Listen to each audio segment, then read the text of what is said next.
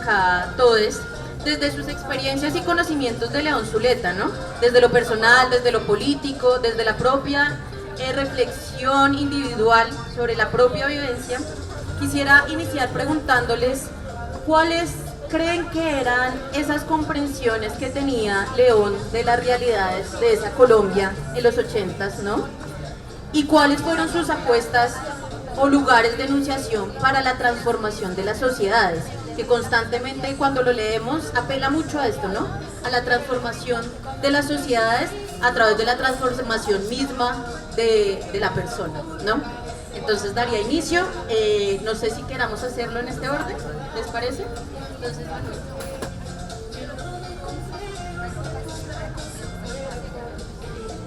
hola, me encanta la música de fondo. A ver, empecemos. Empecemos desde bien atrás, que es como el mundo se transforma. Entonces, ¿quién era León Zuleta? Era una marica loca. Sí. Y cuando digo eso, es que salía con unas cosas para las que uno mentalmente no estaba preparado. Y entonces lo sorprendía permanentemente. Pero el León Zuleta, que más que un profesor universitario o un filósofo, era un líder sindical, un trabajador, eso marcó muchísimo su discurso, pero también nos marcó mayo del 68. Y a alguien que echaron del Partido Comunista francés y a León, que lo echaron del Partido Comunista colombiano,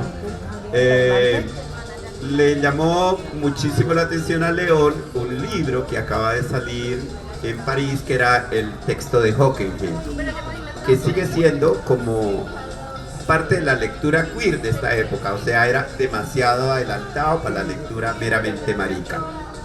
Y nos movíamos en el movimiento Sexpol, el cuerpo como un territorio, cosa que en el 2001 nos tocó como muchos años después discutir en un proyecto para explicar por qué el cuerpo debería ser como un territorio de paz. Ya lo pensábamos en esa época, pero también entendíamos que no era posible una organización política que no lograra trascender la falocracia. Y entonces el movimiento Sexpol decía que para poder avanzar en los acuerdos había que culiar con el compañero. En el sentido en que si uno se penetraba mutuamente, se lo mamaba mutuamente, jugaba mutuamente, pues se quitaba ese problema de encima, lo resolvía de una y luego ya se podía trabajar continuamente en vez de dejar ahí como el deseo volando, como una cosa insatisfecha que no se podía realizar. Entonces, León escribió un artículo que luego una revista muy importante alternativa replicó parte de ese artículo, lo había publicado un periódico trotskista, en que hablaba de un movimiento homosexual que tenía 10.000 miembros. Entonces yo me comunico con él y me dice que lamenta informarme que todos los ceros son falsos, pero que ya somos 2, ¿no? Entonces, yo lo conozco por el teléfono, luego epistolarmente y 2 años después personalmente, ¿verdad? León hacía cosas que eran extrañas, escribía poesía, pero entonces se volvía muy creativo y hacía investigación de campo sobre cómo el uso de determinadas sustancias podía cambiar la manera de pensar. Entonces fumaba hierbabuena, no marihuana, sino hierbabuena, o guascas o cualquier otra hierba para ver bajo los efectos de la sustancia si cambiaba la manera de escribir. Entonces también a veces había unos poemas que eran todos inconexos y que a la gente le parecían supremamente raros, y también dibujaba, que es como otra faceta de León que la gente no conoce. El día que nos conocimos, pues nos tocaba ponernos políticamente correcto, entonces fuimos a culiar para resolver ese problema, y cuando llegamos al centro de la ciudad en un bus, León se baja, se vuelve a subir, yo voy en la última fila, me da un beso en la boca y se vuelve a bajar usted. Bueno, yo quedé rojo tomate, evidentemente, como nos bajamos del bus, me bajo del bus y León me dice, si quieres ser militante debes estar preparado para cualquier cosa, incluso para la muerte. Y realmente, probablemente él sí estaba preparado para la muerte, no en un asesinato tan horrible como el que le sucedió, un asesinato que nunca se investigó, porque en la prensa las maricas que eran asesinadas solo salían en la prensa amarillista en la página roja. A nadie le interesaba investigar. Y me quedé pensando, una cosa que León dijera para presentarse y decía, soy un polívoco perverso. Y entonces pensé, ¿y hoy cómo traduciríamos ser el polívoco perverso? Es como una forma de nombrar aquellas identidades, voces y existencias que escapan a la norma, que no se dejan fijar ni domesticar. Es el cuerpo o la voz que habla desde lo múltiple, en este momento diríamos desde lo queer, pero en esa época era desde lo marica, desde lo que incomoda al poder por no encajar en los moldes binarios, morales o patriarcales. Ser polívoco o perverso es una forma de reivindicar la disidencia como potencia política. Y ese es el recuerdo que yo tengo de León. Ah, bueno, tenía catalepsia, esto es una cosa muy rara. O sea que la loca se murió 3 veces, la llevaron a la morgue y luego el cadáver se paró como el de Jesús de Nazaret y anduvo por el mundo. Entonces, por supuesto, como que eso es una cosa muy, muy extraña porque él tenía recuerdos de haber hablado con muertos y que una vez uno de los muertos lo acompañó y lo ayudó a salir de la morgue, ¿sí? Entonces son como cosas que uno decía, ¿será parte de la creatividad o será real? Pero alguna gente dice que sí tenía catalepsia. Yo lo dejo ahí. Bueno, pues es que creo que no hay mayor autoridad que Manuel para hablar de León, porque él sí conoció directamente a León. Nosotros ya posteriormente a la muerte de León es que hacemos parte del colectivo León Zuleta, que es una institución que ha buscado poder perpetuar el mensaje de León. Y creo que el mensaje más importante que nos ha dejado León es la irreverencia como herramienta política. El mostrarse siempre disidente a cualquier tipo de norma que nos quieran establecer, incluso hasta en las normas sexuales de la diversidad sexual, porque también en la diversidad sexual se van creando normas, se van creando estereotipos, formas particulares de ver el cómo ser gay, cómo ser lesbiana, cómo ser bisexual, e incluso cómo darle espacio al mundo de lo trans, al mundo de lo no binario. Y creo que en ese sentido León fue un avanzado impresionante, porque él nos llevó a cuestionarnos muchísimo sobre cómo nos pensamos la normalidad y cómo también podemos ir normalizando lo que es disidente. Y siempre tener tener muy en cuenta que esto no debe pasar, porque es a través de la disidencia que tenemos una gran fuerza política para poder hacer grandes transformaciones y al menos poder ir pensándonos una sociedad diferente en donde realmente lo que no es normal pueda tener un lugar. Y también que nos cuestionemos mucho sobre lo que es normal. Hay una parte muy importante de León y es que León no mira una lucha de la diversidad sexual como algo separado. O como que es que solamente tenemos que hablar de maricas, solamente tenemos que hablar de lesbianas, solamente tenemos que hablar de bisexuales, de trans, sino que él siempre nos hacía claridad de que esa desigualdad también hace parte de una desigualdad material, una desigualdad de los recursos con los que contamos, la lucha de clases, el lugar donde estamos en esta lucha y cómo la disidencia también tiene un lugar frente a este aspecto. Pero también otra cosa que es muy importante de León y creo que en el colectivo lo hemos reivindicado muchísimo, es que él nos hace claridad en que nuestro cuerpo y nuestra libertad corporal es fundamental para poder tener una libertad política. Por eso la máxima nuestra es: sin libertad sexual no hay libertad política. Y por eso reivindicamos mucho el que uno pueda ser libre con su cuerpo de la forma como lo quiera hacer y como lo quiera expresar, como lo quiera poner en juego con otros cuerpos. Eso ya es la libertad de cada quien, pero reconocemos que esa acción también es una acción política, no es una acción menor, porque siempre nos han dicho que eso es parte de la intimidad y que la intimidad no es política, y la intimidad es absolutamente política. Eso nos lo han demostrado nuestras hermanas feministas, y realmente en el mundo de la diversidad sexual es muy importante reivindicar esto, que tenemos derecho a utilizar y a vivir nuestros cuerpos como lo queramos vivir, porque hay demasiados tipos de poderes que lo que buscan es enclosetarnos y decirnos que tenemos una sola forma de vivir. Eso es lo que nos ha dejado León. León nos ha dejado la irreverencia. Para mí es la mejor forma de manifestarlo al interior del colectivo León Zuleta, y que creo que nos falta más irreverencia a nosotros para poderle darle un lugar más, o darle todo el homenaje que León se merece, porque realmente yo no lo conocí directamente, yo vengo a conocer a León, ya es por la experiencia en el colectivo, por lo que he leído, por lo que me han contado otras personas que llegaron a conocerlo, y creo que esa es la mejor forma de caracterizarlo. Era un hombre que iba en contra de cualquier tipo de norma que se le quisiera establecer.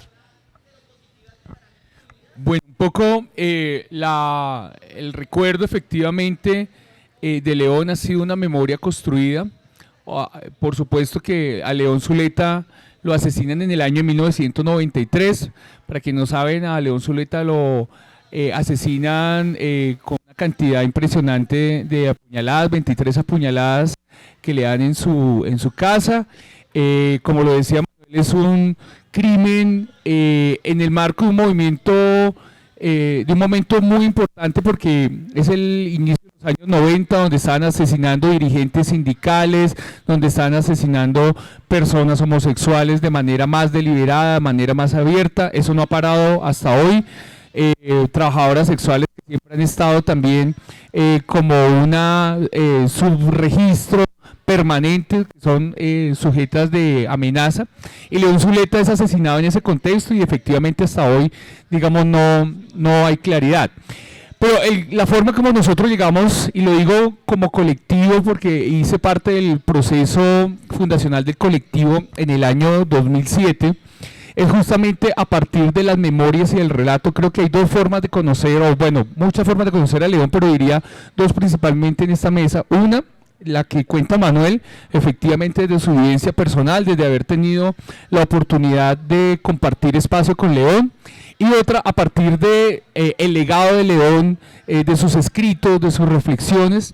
Y nosotros, cuando estábamos organizando el movimiento, el partido político Polo Democrático, nos dimos cuenta que veníamos varias personas de militancias políticas de izquierda, que estábamos haciendo acciones por los derechos de las personas LGBT por allá en el año 2003, y que nos juntaba, digamos, una ideología de izquierda, pero también mirada desde la diversidad sexual.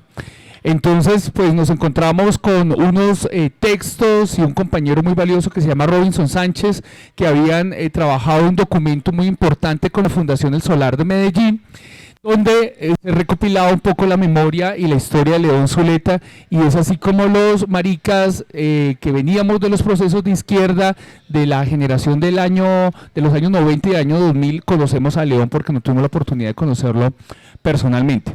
Y en León lo que podemos destacar de la memoria que hoy me parece que es vigente, León es un hombre que creo que avanzó en su tiempo de manera considerable. En los años 60 y 70 estaba hablando de un discurso que hoy algunos académicos o gente del movimiento social LGBT creen como nuevo, que es el tema de combinar la reflexión sobre la sexualidad con la política.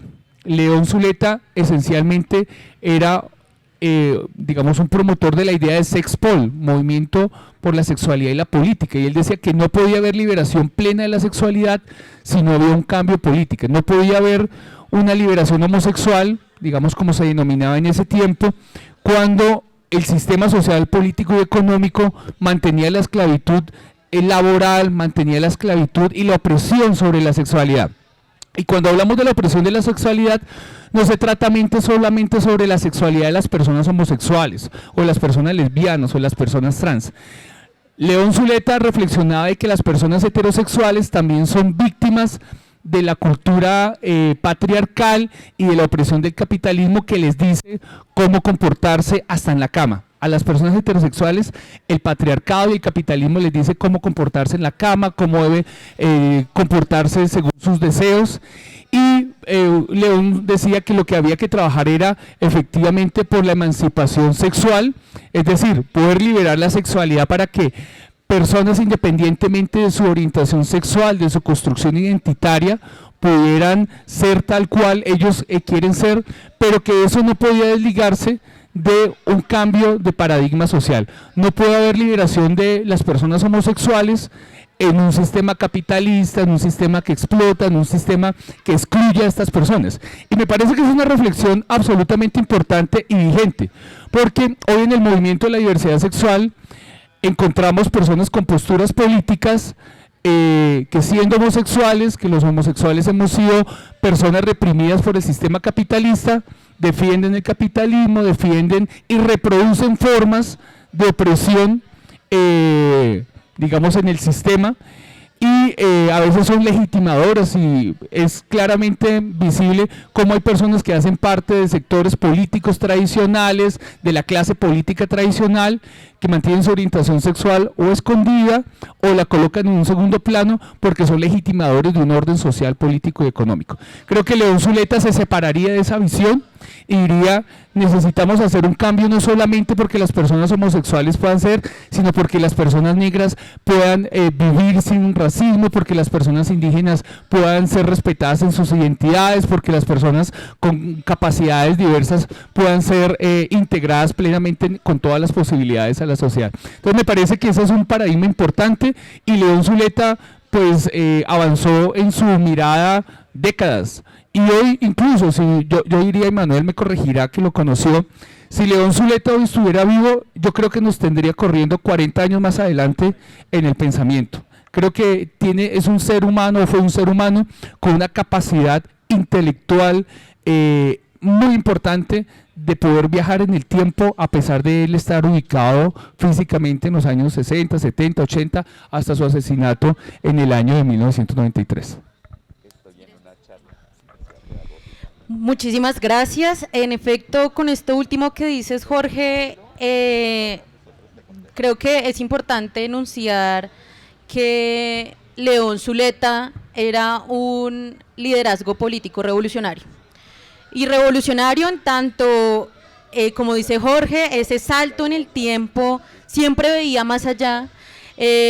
Consideramos que León era un pensamiento muy, digamos, adelantado para su época, podríamos decir, pero muy necesario también, porque gracias a, digamos, esas posturas, esos pensamientos y esas construcciones colectivas y sociales, es que Colombia empieza también a pensarse, ¿no? Pensarse escenarios de la libertad, pensarse escenarios de romper, porque León hablaba mucho de romper ese estatus, romper ese statu quo, romper esa idea que tenemos muy heteronormativa, muy patriarcal también, y romperlo desde primero como persona para la transformación social, ¿no? En ese marco de ideas quisiera que habláramos un poquito más de lo que conocemos de esos inicios del movimiento de liberación homosexual, ¿no? Que conocemos que León, junto con Manuel, de hecho también, y muchos otros participantes de la época, como que fundaron este movimiento de liberación homosexual en esta Colombia de los 80s aproximadamente, ¿no? Y frente a eso quisiéramos preguntarnos cómo se originó este movimiento en Colombia, pero sobre todo, ¿cuál era esa praxis, ¿no? ¿Qué había detrás? ¿Cuáles eran las estrategias, reflexiones, luchas y apuestas que tenía el movimiento de liberación homosexual? Y si, muy parecido a lo que sabemos de León Zuleta, se integraban todas estas reflexiones de izquierda, estas reflexiones un poco más, llamamos ahorita queer, y ahorita Manuel me decía, se me olvidó decir que era feminista, entonces también qué influencia tenía estos pensamientos feministas en esta construcción del movimiento homosexual en Colombia para esta época. Bueno, Sonido. hola. Bueno, a ver, yo tuve la suerte de tener un maestro que en vez de psicología, estudiando sociología, me dio antipsiquiatría. Él había sido profesor en la Sorbona de París y había sido compañero de trabajo de Guy Hockenheim. Él llega a clase y nos plantea crear un ejercicio de clase que era un movimiento político sexual. Entonces yo levanto la mano y hago un chiste y propongo un movimiento político sexual. ¿Sí? Y entonces el profesor dice, bueno, y Lina Regocés, una compañera mía que habían echado de Santo Tomás porque revoltosa, sí. Entonces levanta la mano y dice, yo trabajo con Manuel, y todo el chiste se volvió serio. Y entonces estábamos pensando cómo debería ser ese movimiento político sexual cuando aparece el artículo de León Zuleta como mandado a hacer para nosotros, y entonces nosotros decimos, pues hagamos un movimiento político sexual gay, ¿no? Realmente gay se estaba empezando a usar, y entonces lo primero que tuvimos una discusión era que no, sino que ni siquiera era un movimiento político homosexual, sino que tenía que ser un movimiento político marica. Y eso tiene que ver con que la palabra homosexual, que se utiliza por primera vez en 1886, es definida como una enfermedad de carácter mental relacionado con la sexualidad. La gente cree que la heterosexualidad ha existido siempre, pero el concepto heterosexual es posterior al concepto de lesbianidad y de bisexualidad, o sea que lo último que se inventó fue la heterosexualidad. Así la gente creía que era como el modelo, pues eso nos da como unas explicaciones diferentes. Hockenheim fue, voy a leer lo que escribió en mis notas como para que no me pierdan las ideas, fue una figura clave en la teoría queer y los estudios sobre sexualidad.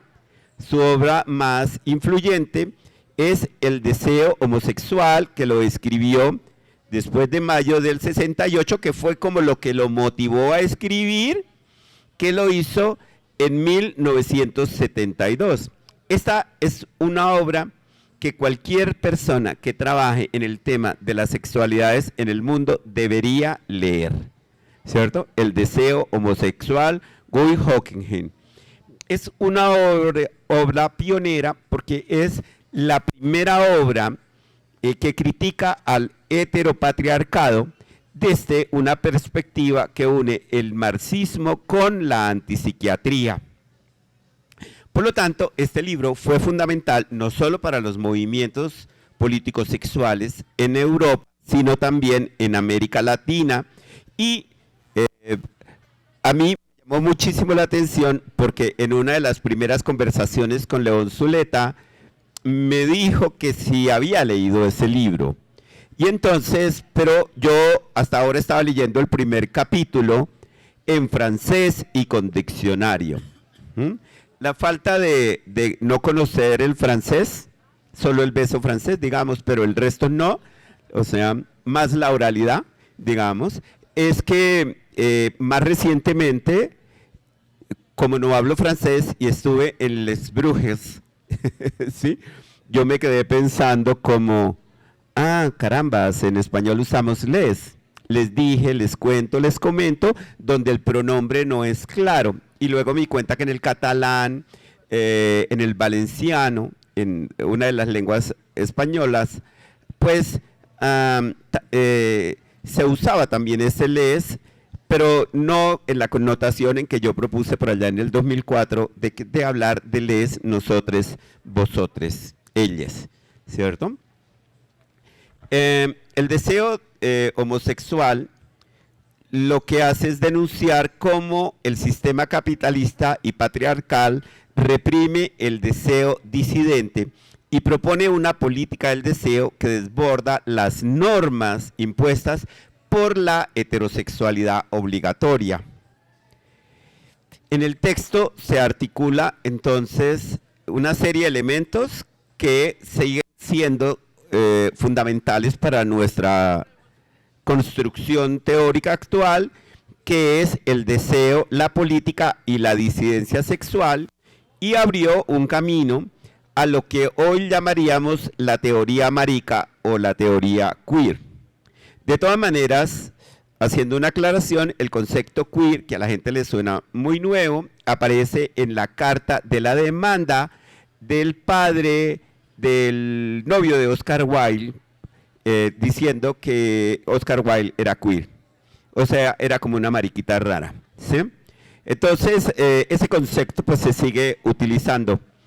La antipsiquiatría es un movimiento crítico que surgió también a finales de los años 60, principalmente en Europa, como respuesta a los abusos, violencias y lógicas de control presentes en la psiquiatría tradicional.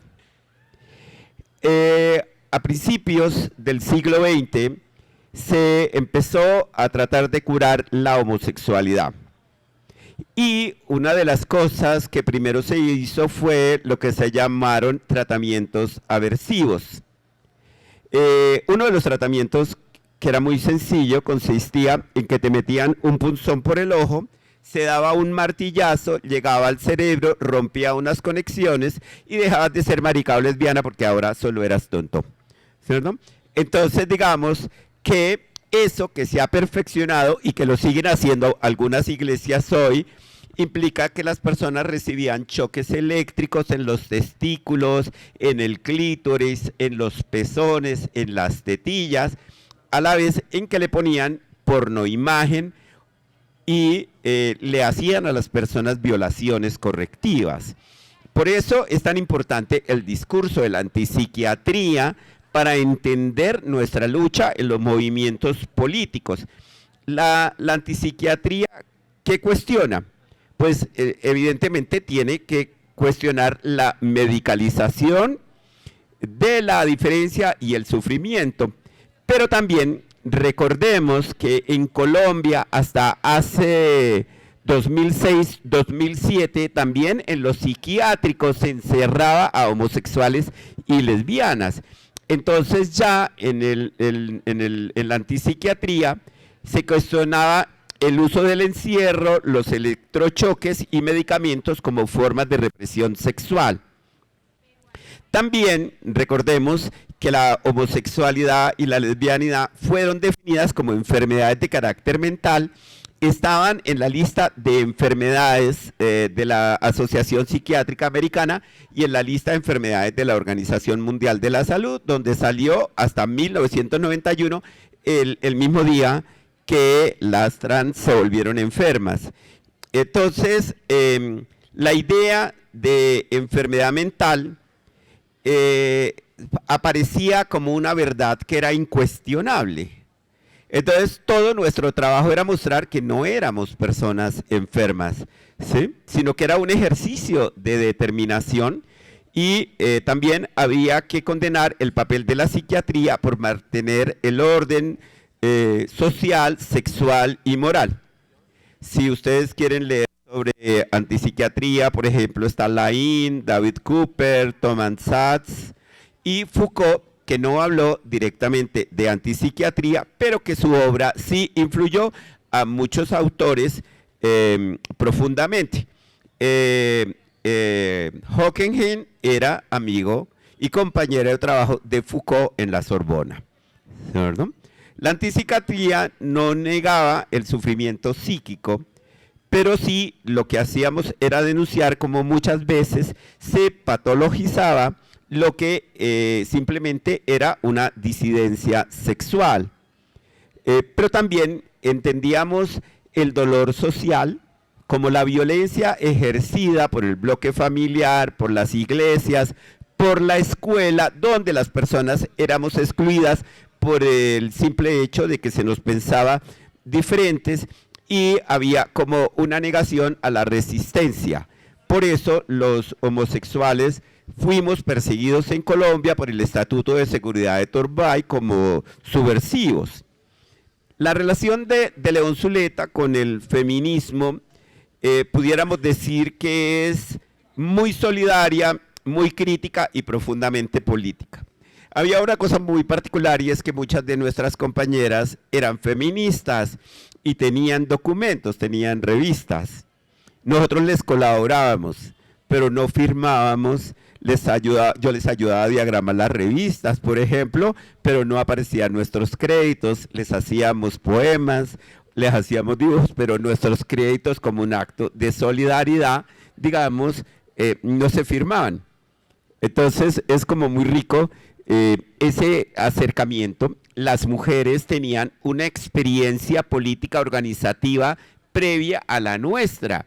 Entonces nosotros aprendimos de ellas sobre las formas de organización. Y aun cuando el activismo de León se centró en la liberación homosexual, pues rápidamente entendió que las luchas por la igualdad de género y contra el patriarcado no eran inseparables para las mujeres y las organizaciones que hoy llamaríamos LGBT, pero que en ese momento todas éramos maricas, sin importar si eras lesbiana, bisexual, trans, puta, todas maricas, ¿sí? ¿Cuáles serían esos puntos clave de la relación de León con el feminismo? Decíamos, era aliado de las feministas, pero no de todas, de las radicales. ¿Sí? Eso es como una cosa en la que hay que ser incisivo.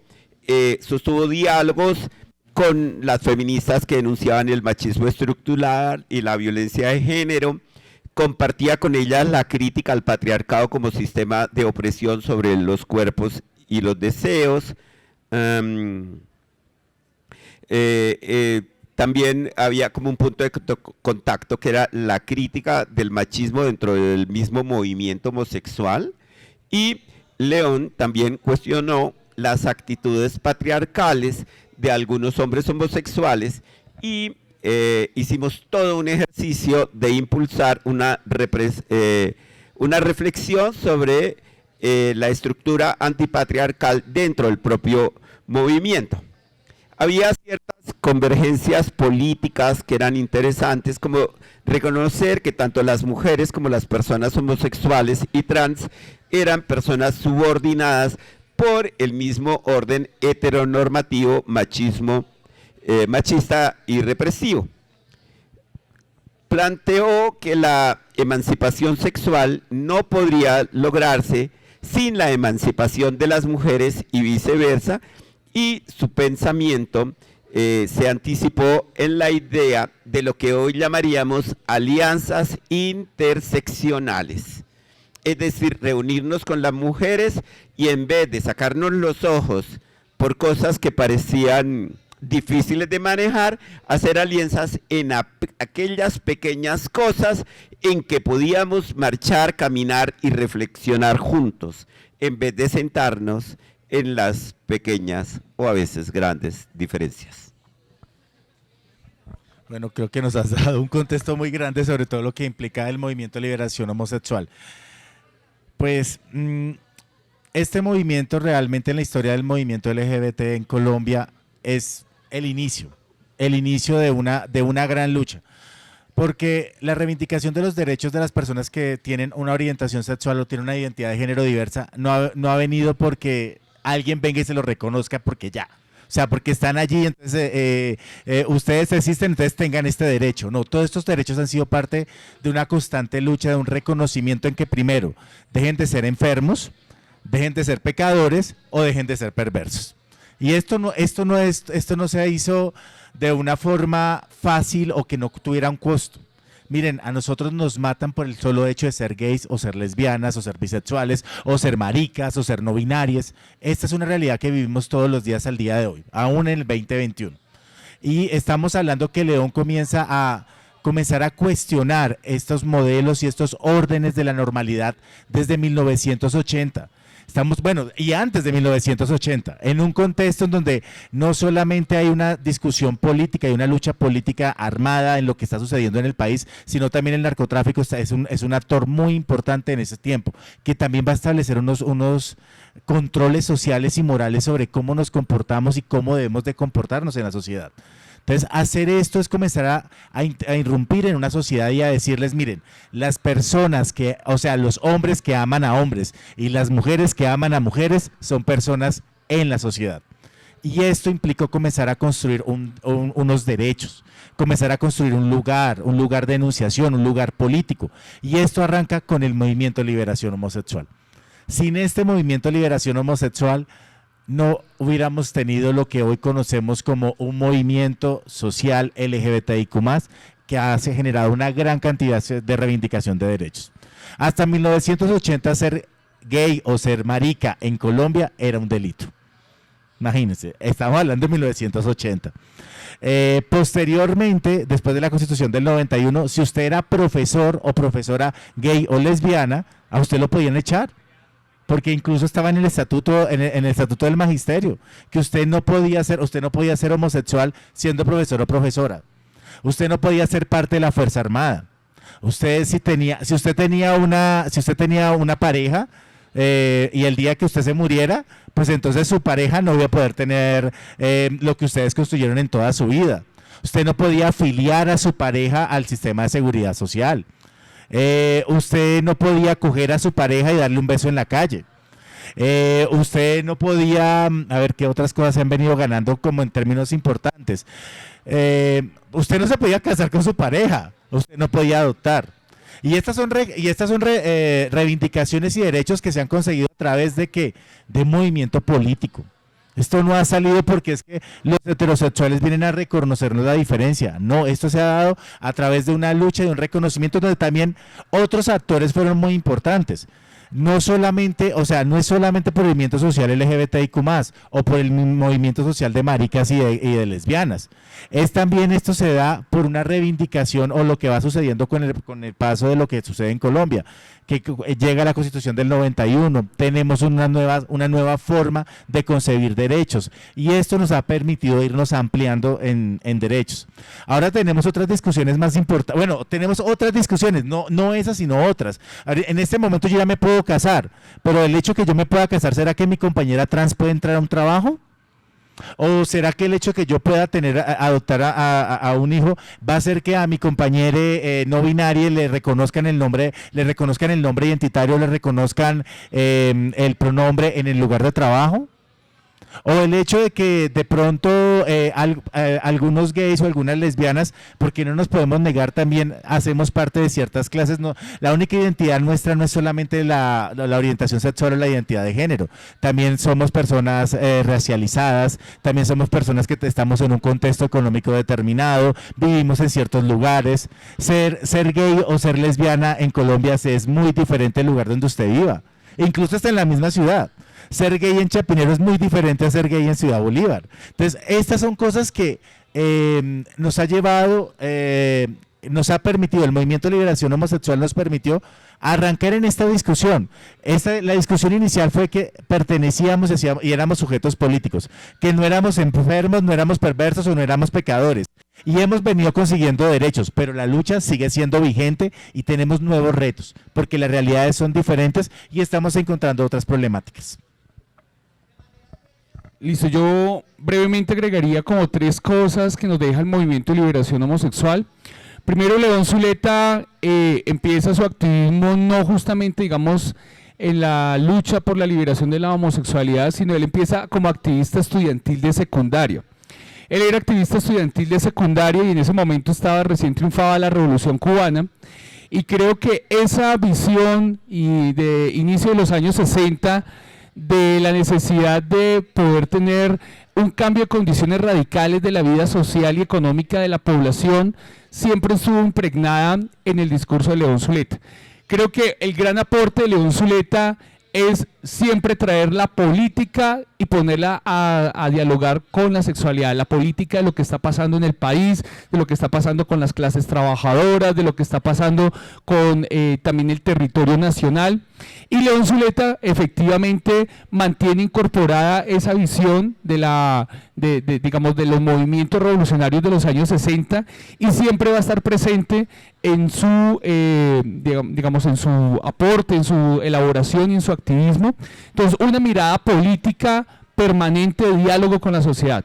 Y eso me parece muy importante porque hoy en día conocemos activismos no solamente de los sectores LGBT, sino de los sectores afro, de los sectores de mujeres, que solamente hablan de sus temas y de sus derechos, pero no hablan del país, no hablan de la situación económica, no hablan de las dificultades de otros sectores sociales. Y creo que si León nos aporta algo y que está impregnado en su trabajo, es que constantemente la situación de las personas homosexuales pues también pasa por sus condiciones económicas, pasa por su acceso a los derechos al trabajo, a la salud, a la vivienda, a poderse nombrar, etcétera. Entonces esa es una primera cosa que me parece importante. Dos, no hay León Zuleta sin el marxismo. El marxismo es una cosmovisión política, filosófica de León que le permite hacer un cuestionamiento estructural de la sociedad, de su orden económico, de su orden político y de lo que significaría poder hablar no solamente de la liberación de un grupo social llamado homosexuales, sino hablar de la liberación del conjunto de la humanidad. Y para que esa liberación del conjunto de la humanidad sea posible, pues hay que cambiar unas condiciones económicas, políticas, ideológicas. Entonces, eso me parece un segundo elemento. Y un tercer elemento sin el cual no hay un León dialogante y que construye todo este metarrelato del que nos habla Manuel, es sin el aporte del psicoanálisis. El psicoanálisis puede ser como una antipsiquiatría, como una antimedicalización, pero también el psicoanálisis como una oportunidad de ver el cuerpo como un discurso político dialogante permanente desde la sexualidad. El cuerpo no es solamente una suma de cuestiones físicas, sino que el cuerpo es esencialmente político, los sentidos, la forma de estar, de sentir del cuerpo, es un discurso político que está arraigado por una historia, que está arraigado por también una presencia en el escenario social, familiar, y que ese escenario social y familiar pues también está anclado a un momento, a una sociedad y a unas condiciones culturales que le forman y hace que las personas pensamos, sintamos de determinada manera en nuestra sexualidad particular. Creo que esos tres elementos yo los aportaría como una visión de los aportes de León Zuleta a este contexto, y si uno lo contrapone con muchos de los movimientos sociales hoy, creo que son tres visiones que hoy se rescatan y que es necesario que muchos movimientos sociales sigan asumiendo, porque no es posible un activismo de derechos, ya sea de las personas LGBT, ya sea de las personas, de las mujeres o de las personas afro, de espaldas a lo que pasa al país, de espaldas a lo que pasa con las clases sociales populares, de espaldas, digamos, a esos diferentes contextos. Bueno, creo que no hay forma de hacer memoria de León en la actualidad que pensarnos en complejidad. León creo que era una persona compleja, y en esa complejidad irreverente, resistente y revolucionario, y como lo hemos hablado, necesario pensarnos en esa complejidad en materia de derechos también es pensarnos desde lugares donde, de hecho, no esto que hace el capitalismo de individualizarnos, sino justo de pensarnos en conjunto en esta transformación social. Rescato mucho algo que decía Manuel, que cuando la homosexualidad deja de ser una enfermedad mental, empieza sí a hacerlo las personas trans, ¿no? Entonces pareciera que avanzamos en unos derechos y se desbloquean otros antiderechos, y actualmente también hay unos discursos fuertes, muy de avance antiderecho, muy de avance, donde los temas de género de hecho están casi que nulos, y un retroceso completo de estos avances en ganancia de derechos, de identidad, de reconocimiento, de irreverencia. Y en ese sentido quisiera que cerráramos esta conversación un poco hablando de cuáles son estas apuestas actuales, cuáles deberían ser desde sus experiencias, ¿no? Estos caminos y posturas que debería implementarse desde los movimientos que avanzamos en lógica de derechos, ¿no? No solo el movimiento LGBT, sí, de pronto aterrizar cosas allí, pero sí en lógica de avance en derechos y pues claramente como que implica hoy estos avances de León Zuleta para esta movida de avance en derechos. Espérate, que estoy escribiendo una idea. No, con ese, perdón. Bueno, la pregunta que yo me hacía para el cierre es, ¿qué sería hoy un ejercicio político sexual desde Benhur León Zuleta Ruiz? ¿No? Casi nadie sabe que se llamaba Benhur. Sí, pero bueno. Ser marica hoy no es solo una identidad, es un posicionamiento político contra el orden que nos quiere normales, productivos y silenciosos. Es ejercer la política desde lo marica, poniendo el deseo en el centro de la rebelión. Es rechazar la domesticación de nuestras vidas por parte del sistema. No queremos un lugar en la mesa de poder. Queremos desarmar la mesa, romper las sillas y bailar encima. Hay una anécdota de León y es que en una mesa de la Universidad de Antioquia bailó desnudo. Y luego dicen las buenas lenguas que lo repitió en Pasto. Es desafiar las instituciones que han intentado disciplinar nuestros cuerpos, la escuela, la familia, la psiquiatría, la iglesia, el Estado, porque nuestro deseo no puede ni debe ser obediente. Nos aterra ser obedientes. Es construir afectos, comunidades y placeres que no reproduzcan el patriarcado, ni el clasismo, ni el racismo. Porque la marica no se limita a la cama. Es una apuesta ética y colectiva por otro mundo posible. Es también exigir justicia por las personas desaparecidas, por las expulsadas de la sociedad, por quienes no llegaron vivas a este presente, pero no desde el dolor como condena, sino desde la memoria como insurrección. El ejercicio político sexual marica debe ser hoy una práctica de libertad. No queremos inclusión, queremos transformación social, política, económica. No queremos normalidad, queremos revolución. El ejercicio político sexual marica hoy tiene que ser una práctica de libertad. No queremos normalidad, queremos revolución. Pero también se necesitan otros cambios. Y por primera vez las personas de los sectores LGBT y de las diversidades de géneros y cuerpos estuvimos en un plan de desarrollo. Y necesitamos también tener esos cambios políticos y esos cambios jurídicos. Por primera vez hay un COMPES que da como una ruta de lo que podemos hacer en los 10 siguientes años, pero eso no es una política LGBT. Es decir, tenemos que hacer una política que responda a las necesidades de aquí o ya ahora. Es decir, cuando uno mira Bogotá, que fue muy adelantada en hacer una política, pues en ese momento no hablábamos de género fluido, no hablábamos de queer, no hablábamos de ellos, ellas, ellas, nosotros, vosotres, no hablábamos mucho de la participación política de las maricas en los partidos. Era como hasta ahora empezando las posibilidades. Pero también la política se hizo en Bogotá. no recogió las ideas de lo que pasa en el territorio.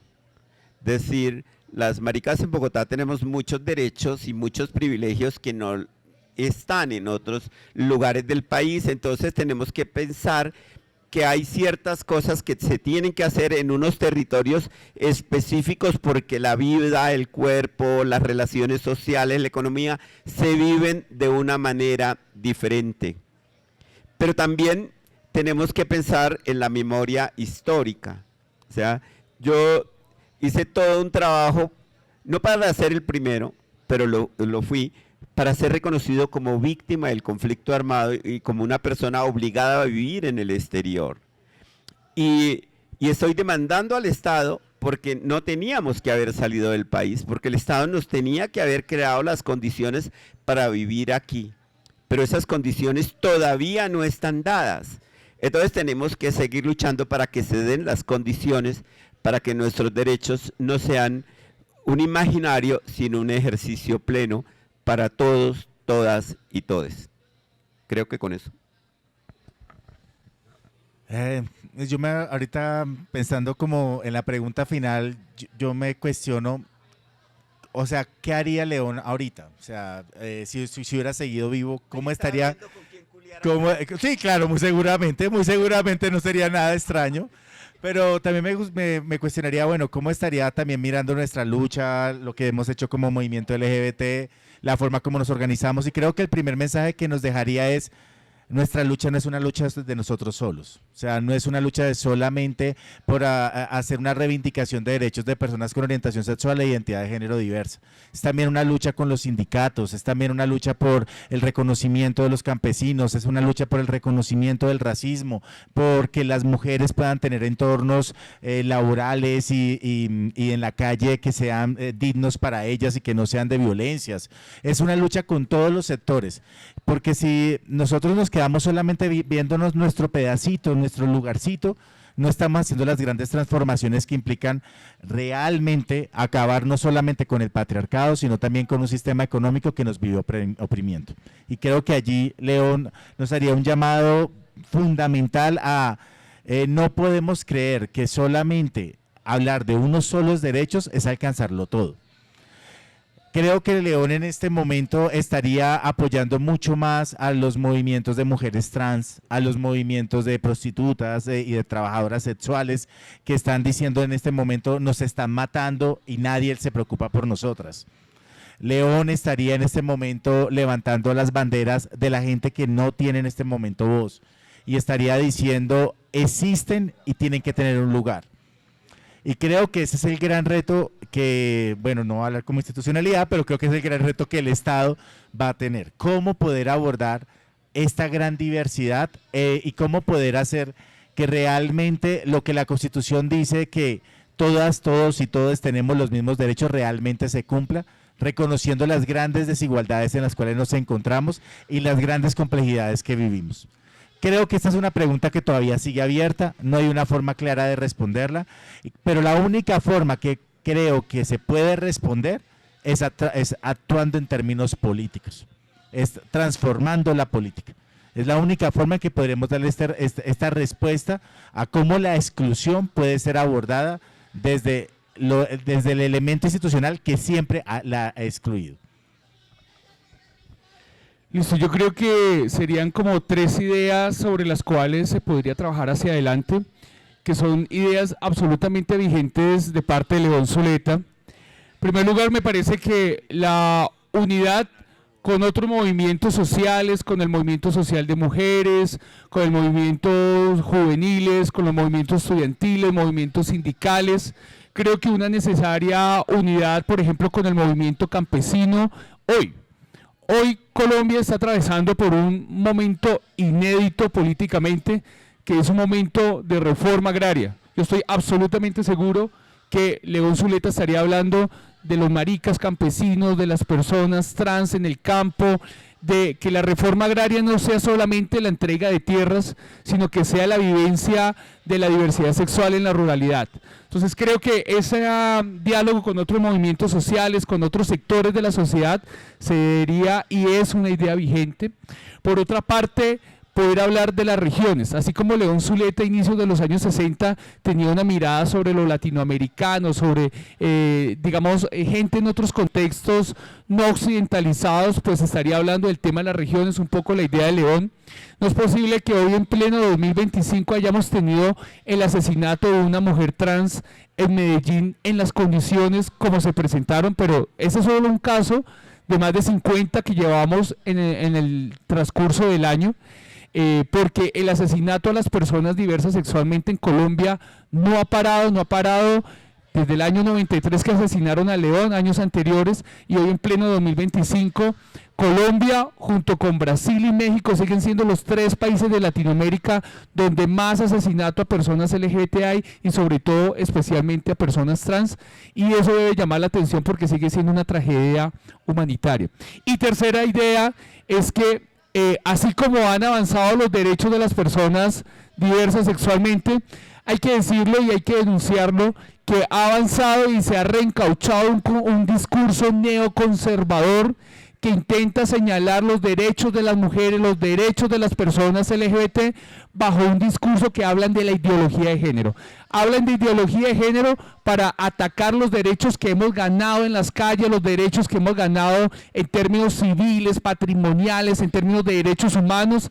Los religiosos y las sectas religiosas se han atrincherado del discurso de la ideología de género para atacar los avances del movimiento mujeres, el derecho al aborto, el derecho a separarse, el derecho a decidir sobre su cuerpo, y creo que eso sería uno de los temas centrales que hoy estaría agitando León. Cómo atacar esta nueva cultura conservadora que lo que quiere es no volver a unos principios fundacionales de la familia, de ese modelo de familia patriarcal, sino realmente lo que hay detrás de todo este discurso de sectas religiosas, de políticos religiosos, es atacar el avance que se ha dado en términos de derechos. Y es una realidad que vemos hoy en Brasil, cuando buena parte del parlamento brasileño está manejado por los evangélicos que quieren atacar y echar para atrás todos los avances. En Argentina, que están echando para atrás con el presidente Milei lo que se había avanzado, que Argentina había sido uno de los países abanderados en derechos LGBT, con más de 20 años de reconocimiento de ley de identidad de género, y hoy esos neoconservadores encuentran en Colombia, por ejemplo, eco en los discursos de la derecha uribista y los discursos de la derecha tradicional, de atacar, por ejemplo, a este gobierno que se ha dado una pela también por mantener y sacar a flote los derechos LGBT que tanto esta sociedad y este Estado colombiano nos ha negado. Entonces creo que esas serían las 3 ideas de lo que viene hacia adelante, y que en homenaje a la memoria de León Zuleta, a propósito del 23 de agosto que conmemoramos su asesinato, que reclamamos justicia porque algún día se investigue, pero sobre todo que hacemos esta actividad para recalcar su papel, su legado, y sobre todo estas ideas tan absolutamente vigentes, porque León Zuleta nos dejó la tarea de que él se fue hace 40 años, 30, 40 años, pero nos dejó tarea para otros 40 años más de seguir defendiendo y trayendo a colación sus ideas para el debate político de los movimientos sociales hoy. Gracias. Les agradecemos mucho esta conversación tan enriquecedora, tan llena de experiencias personales, de análisis políticos, críticos también frente a nuestras nuevas realidades. Con esta intervención daríamos cierre a este primer conversatorio. Agradecemos mucho su participación. Enunciarles que este evento conmemorativo inicia con este conversatorio, pero tenemos una agenda amplia hasta las 5 de la tarde para que ahorita a las 2 vuelvan al espacio y podamos seguir a través de estas conversaciones y diálogos nutriendo esta perspectiva crítica, dialogante, pedagógica también, de cómo la diversidad, el movimiento LGTBIQ+, tenemos que pensarnos desde todos los escenarios que atraviesan al ser, ¿no? Cerramos este conversatorio porque de nuevo creemos que no hay forma de serle más fiel a León Zuleta que también leerle, y leerle también en la forma en la que le interpretan sus conocidos. En ese sentido traemos un pequeño fragmento, de hecho, de un escrito que realiza Manuel para referirse a León, y que nos cita León diciéndonos: para él era necesario interpelar directamente al poder, la ley, el orden y la norma del macho, de luchar por superar toda sociedad que fomenta su poder en la exclusión y la opresión. De ahí que toda acción no debería llegar hasta la simple liberación sexual, sino a lograr la conmoción de toda sociedad clasista y falocrática. Agradecemos su participación, de nuevo la participación de les invitados.